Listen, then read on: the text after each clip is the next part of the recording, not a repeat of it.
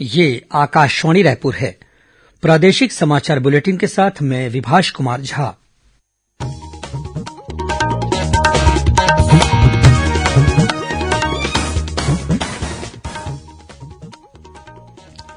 और अब पेश है आज के मुख्य समाचार।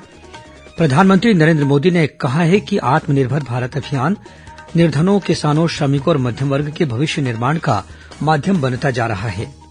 राज्यपाल ने अपने बस्तर प्रवास के दौरान कहा कि बोधघाट परियोजना से किसी का भी अहित नहीं होने दिया जाएगा। यात्रियों की सुविधा को ध्यान में रखते हुए रेलवे ने कल से प्रदेश के कुछ प्रमुख नगरों के बीच 12 लोकल पैसेंजर ट्रेनें चलाने का निर्णय लिया है और सरगुजा जिले के मैनपाट में कल से शुरू होगा 3 दिवसीय मैनपाट महोत्सव।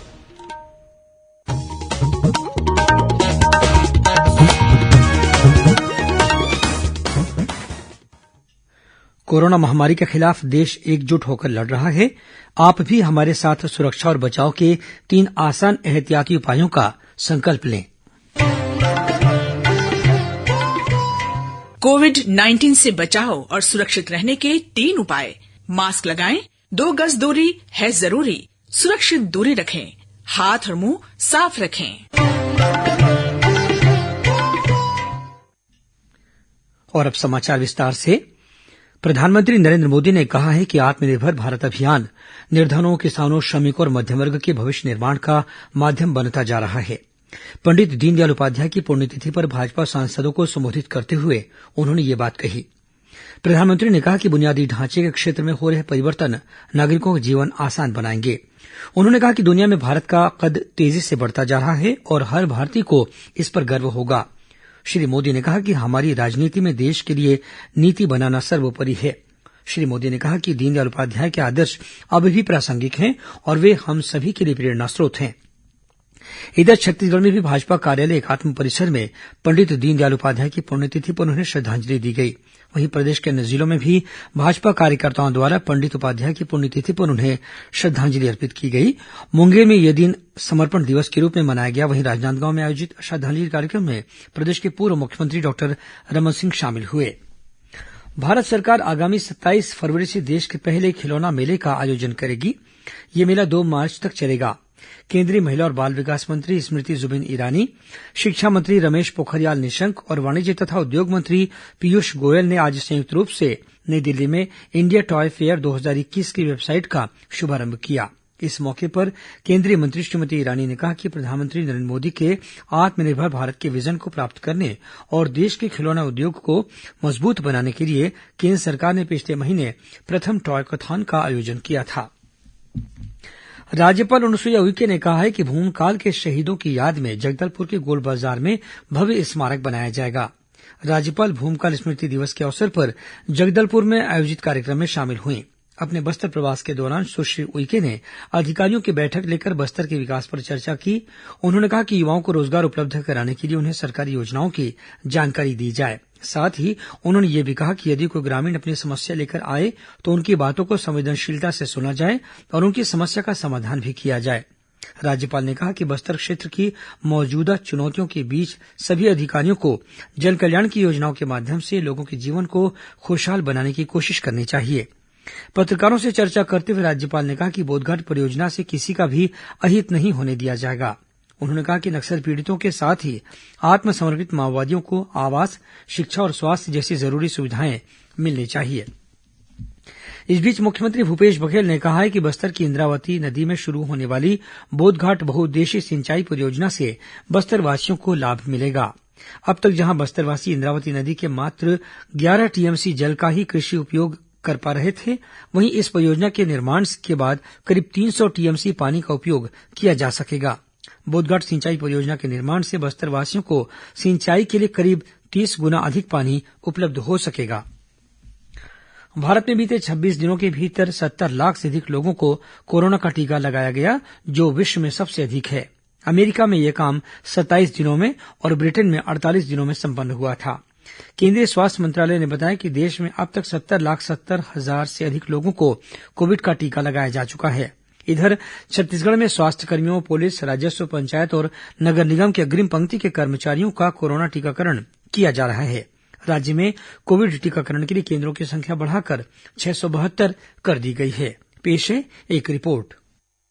छत्तीसगढ़ में अब तक करीब 1,97,000 स्वास्थ्य और फ्रंटलाइन वर्कर्स को कोविड वैक्सीन लगाई जा चुकी है। पिछले 24 घंटों के दौरान 7,800 से अधिक स्वास्थ्य कार्यकर्ताओं और करीब 10,300 फ्रंटलाइन वर्कर्स को कोविड वैक्सीन का डोज दिया गया है। राज्य में कहीं से भी वैक्सीन लगाने के बाद किसी दुष्प्रभाव की कोई घटना सामने नहीं आई है। छत्तीसगढ़ में पहले चरण में 2,67,000 स्वास्थ्य और फ्रंटलाइन वर्कर्स को कोविड वैक्सीन लगाई जाएगी। इस बीच राज्य में कोरोना संक्रमण के मामलों में लगातार कमी आ रही है। राज्य के 6 जिलों में कल कोरोना संक्रमण का एक भी मामला नहीं मिला है। प्रदेश में अब तक 3,08,218 व्यक्ति कोविड पॉजिटिव मिले हैं। इनमें से करीब 3 लाख लोग इलाज के बाद स्वस्थ हो चुके हैं। विकल्प शुक्ला, आकाशवाणी समाचार, रायपुर। खबरों का सिलसिला जारी रहेगा। अभी वक्त है एक छोटे से विराम का। वनोपज खरीद हो या देना हो वन अधिकार, धान खरीद और रोजगार देने में अव्वल है छत्तीसगढ़ सरकार, क्योंकि बात है अभिमान की, छत्तीसगढ़िया स्वाभिमान की। छत्तीसगढ़िया हम हन स्वाभिमानी, हम हन छत्तीसगढ़िया हम हन स्वाभिमानी। खुशी और विकास के इहाँ हावे सुघर निशानी, हावे सुघर निशानी। हम हन छत्तीसगढ़िया हम हन स्वाभिमानी, हम हन छत्तीसगढ़िया हम हन स्वाभिमानी।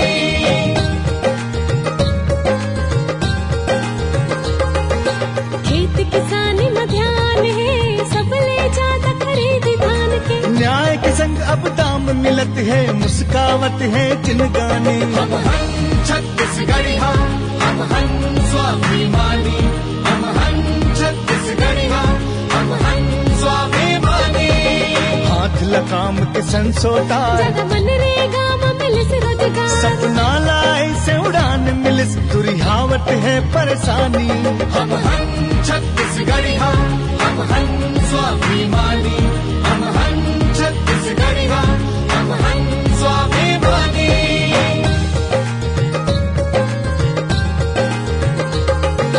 सबले ज्यादा वनोपज बेसाना, वन आश दिला अधिकार दिलाना। सरकार भूपेश के वादा निभाए, महावे बड़ परमानी, आवे बड़ परमानी। हम हन छत्तीसगढ़िया हम हन स्वाभिमानी, हम हन छत्तीसगढ़िया हम हन स्वाभिमानी। सेवा जतन सरोकार, छत्तीसगढ़ सरकार।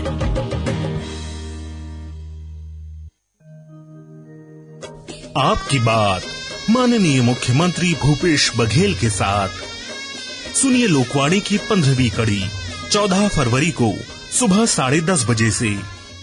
लोकवाणी में इस बार माननीय मुख्यमंत्री उपयोगी निर्माण, जनहितैषी अधोसंरचनाएं, आपकी अपेक्षाएं विषय पर प्रदेशवासियों से बातचीत करेंगे। छत्तीसगढ़ के सभी आकाशवाणी केंद्रों, FM रेडियो एवं क्षेत्रीय समाचार चैनलों पर।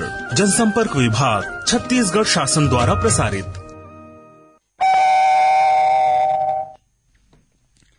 प्रादेशिक समाचार आप आकाशवाणी रायपुर से सुन रहे हैं और अब आगे बढ़ते हैं बाकी के समाचारों की ओर।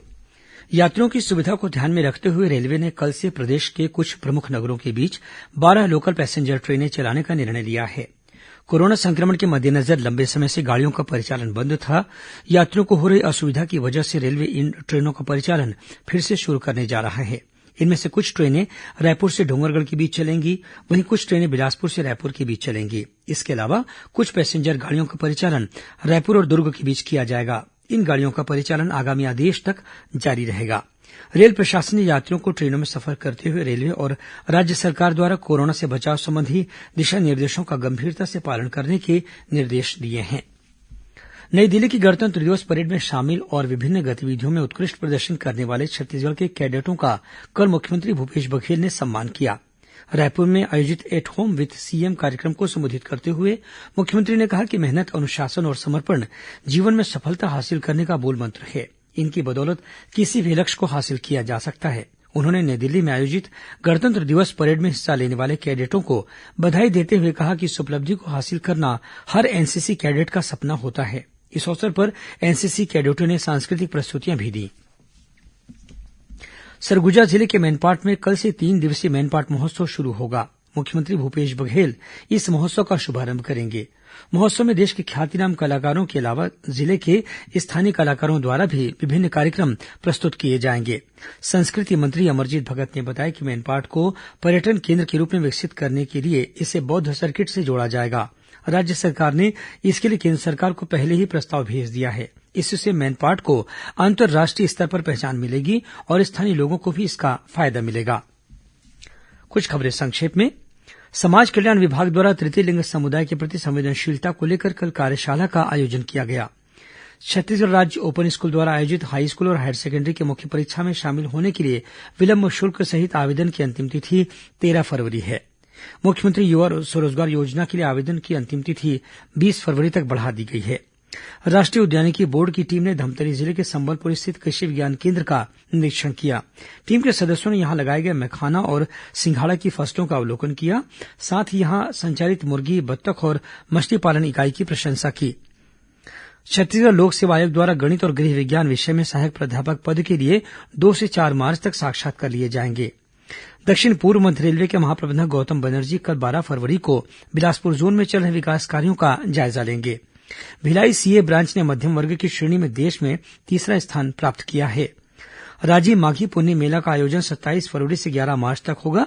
कोरोना संक्रमण के मद्देनजर मेले में इस बार शासकीय कार्यक्रम आयोजित नहीं किए जाएंगे। दुर्ग पुलिस द्वारा चलाए जा रहे जियो खुलकर नशा मुक्ति अभियान के तहत कल से पाटन क्षेत्र में विशेष पखवाड़ा का आयोजन किया जा रहा है। इसके तहत जिले के विभिन्न स्थानों पर प्रदर्शनी लगाकर नशा मुक्ति के प्रति लोगों को जागरूक किया जाएगा। महासमुंद जिले में बसना जनपद पंचायत के भंवरचुआ के ग्राम सचिव को शासकीय कार्यों में लापरवाही बरतने और जनपद पंचायत की बैठकों में अनुपस्थित रहने के कारण निलंबित कर दिया गया है। महासमुंद जिले के बेलसोंडा इलाके में एक युवक ने कॉलेज छात्रा की गोली मारकर हत्या कर दी। यह घटना उस समय हुई जब छात्रा अपनी बहन के साथ दवा खरीदकर लौट रही थी। दुर्ग जिले के हिवारा से 3 बच्चों के लापता होने की खबर है। इन बच्चों की उम्र 10 से 12 वर्ष बताई जाती है। पुलिस जांच में जुट गई है। राजनांदगांव में यातायात सप्ताह के मद्देनजर परिवहन विभाग द्वारा कल शिविर लगाकर ड्राइविंग लाइसेंस बनाया जाएगा और राजनांदगांव जिले के डोंगरगांव में स्वच्छता अभियान के तहत डॉक्टर भीमराव अंबेडकर स्नातकोत्तर महाविद्यालय के एनएसएस कैडेटों द्वारा कॉलेज परिसर में साफ सफाई की गई। अंत में मुख्य समाचार एक बार फिर। प्रधानमंत्री नरेंद्र मोदी ने कहा कि आत्मनिर्भर भारत अभियान निर्धनों, किसानों, श्रमिकों और मध्यम वर्ग के भविष्य निर्माण का माध्यम बनता जा रहा है। राज्यपाल ने अपने बस्तर प्रवास के दौरान कहा कि बोधघाट परियोजना से किसी का भी अहित नहीं होने दिया जाएगा। यात्रियों की सुविधा को ध्यान में रखते हुए रेलवे ने कल से प्रदेश के कुछ प्रमुख नगरों के बीच 12 लोकल पैसेंजर ट्रेनें चलाने का निर्णय लिया है। और सरगुजा जिले के मैनपाट में कल से शुरू होगा 3 दिवसीय मैनपाट महोत्सव। इसी के साथ प्रादेशिक समाचार बुलेटिन समाप्त हुआ। नमस्कार।